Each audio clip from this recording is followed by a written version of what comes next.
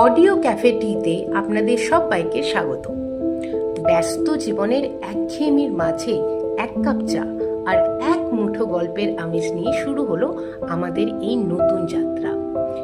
এই চ্যানেলের প্রথম পর্বে আজ আমাদের নিবেদন বিশ্বকবি রবীন্দ্রনাথ ঠাকুরের অসামান্য লেখনী লিপিকা থেকে সংগৃহীত ছোট্ট একটি গল্প, যার নাম হলো অস্পষ্ট। কবির কলমে গল্পের এই চিরাচরিত মায়া আর আমাদের অনুভূতির এক অদ্ভুত মেলবন্ধন এই লেখাটি। আশা করি আপনাদের সবার ভালো লাগবে।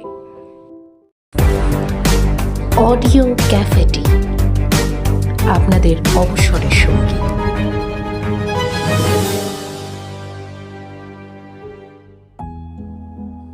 জানলার ফাঁকে ফাঁকে দেখা যায় সামনের বাড়ির জীবনযাত্রা। রেখা আর ছেদ, দেখা আর না দেখা দিয়ে সেই ছবি আঁকা। একদিন পড়ার বই পড়ে রইল, বনমালীর চোখ গেল সেই দিকে। সেদিন দেখে সে বাড়ির ঘরকন্যার পুরনো পটের ওপর দুজন নতুন লোকের চেহারা। সেই প্রবীণা জানলার ধারে বসে মেয়েটির চুল বেঁধে দিচ্ছে, আর মেয়ের চোখ বেয়ে জল পড়ছে।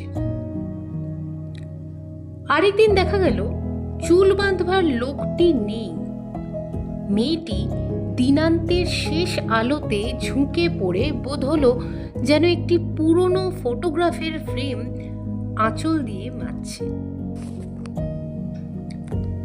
তারপর দেখা যায় জানলার ছেদগুলির মধ্যে দিয়ে ওর প্রতিদিনের কাজের ধারা। কোলের কাছে ধামা নিয়ে ডাল বাছা, জাঁতি হাতে সুপুরি কাটা, স্নানের পরে বাঁ হাত দিয়ে নেড়ে নেড়ে নিজের চুল শুকোনো, বারান্দার রেলিংয়ের উপরে বালাপোষ রোদ্দুরে মেলে দেওয়া। দুপুরবেলায় পুরুষেরা আপিসে, মেয়েরা কেউ বা ঘুমোয়, কেউ বা তাস খেলে। ছাতে পায়রার খোপে পায়রাদের পকপকম মিয়ে আসে। সেই সময়ে মেয়েটি ছাদের চিলে কোঠায় পা মেলে বই পড়ে। কোনোদিন বা বইয়ের ওপর কাগজ রেখে চিঠি লেখে। অবাঁধা চুল কপালের ওপরে থমকে থাকে, আর আঙুল যেন চলতে চলতে চিঠির কানে কানে কথা কয়। একদিন বাধা পড়ল। সেদিন সে খানিকটা লিখেছে চিঠি, খানিকটা খেলছে কলম নিয়ে, আর আলসের ওপরে একটা কাক আধ খাওয়া আমের আঁটি ঠুকরে ঠুকরে খাচ্ছে। এমন সময় যেন পঞ্চমীর অন্যমনা চাঁদের কণার পিছনে পা টিপে টিপে একটা মোটা মেঘ এসে দাঁড়ালো। মেয়েটি আধা বয়সী, তার মোটা হাতে মোটা কাঁকন, তার সামনের চুল ফাঁক, সেখানে সিঁথির জায়গায় মোটা সিঁদুর আঁকা। বালিকার কোল থেকে না শেষ করা চিঠিখানা সে আচমকা ছিনিয়ে নিলে। বাজ পাখি হঠাৎ পায়রার পিঠের উপর পড়ল। ছাতে আর মেয়েটিকে দেখা যায় না। কখনো বা গভীর রাতে, কখনো বা সকালে বিকালে ওই বাড়ি থেকে এমন সব আভাস আসে যার থেকে বোঝা যায় সংসারটার তলা ফাটিয়ে দিয়ে একটা ভূমিকম্প বেরিয়ে আসবার জন্য মাথা ঠুকছে।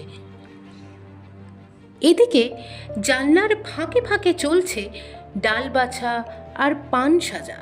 ক্ষণে ক্ষণে দুধের কড়া নিয়ে মেয়েটি চলেছে উঠোনের কলতলায়। এমনি কিছুদিন যায়। সেদিন কার্তিক মাসের সন্ধ্যাবেলা, ছাদের ওপর আকাশ প্রদীপ জ্বলছে। আস্তাবলের ধোঁয়া অজগর সাপের মতো পাক দিয়ে আকাশের নিঃশ্বাস বন্ধ করে দিলে।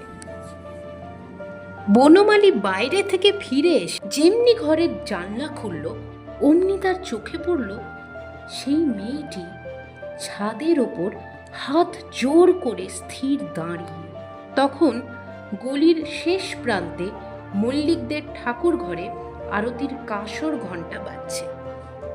অনেকক্ষণ পরে ভূমিষ্ঠ হয়ে মেঝেতে মাথা ঠুকে ঠুকে বারবার সে প্রণাম করল, তারপরে চলে গেল। সেদিন বনমালী নিচে গিয়েই চিঠি লিখেই নিজে গিয়ে তখনই ডাক বাক্সে ফেলে দিয়ে এলো। রাত্রে বিছানায় শুয়ে শুয়ে এক মনে কামনা করতে লাগলো সে চিঠি যেন না পৌঁছয়। সকালবেলায় উঠে সেই বাড়ির দিকে যেন মুখ তুলে চাইতে পারলে না। সেই দিনই বনমালী মধুপুরে চলে গেল। কোথায় গেল কাউকে বলে গেল না। কলেজ খোলবার সময় ফিরে এলো। তখন সন্ধ্যাবেলা। সামনের বাড়ির আগাগোড়া সব বন্ধ, সব অন্ধকার। ওরা সব গেল কোথায়? বনমালী বলে উঠল, যাক, ভালোই হয়েছে। ঘরে ঢুকে দেখে ডেস্কের ওপরে এক রাশ চিঠি। সব নিচের চিঠির শিরোনাম মেয়েলি হাতের ছাঁদে লেখা। অজানা হাতের অক্ষরে তাতে পাড়ার পোস্ট অফিসের ছাপ।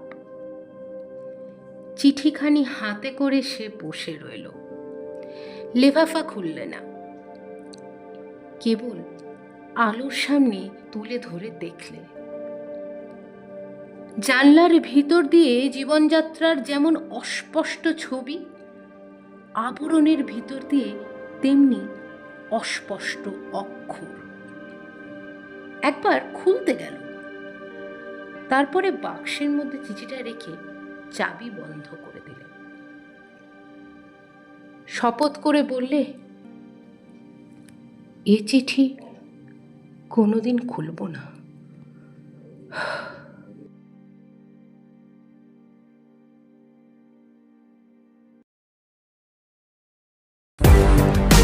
অডিও ক্যাফেটি আপনাদের অবসরের সঙ্গী।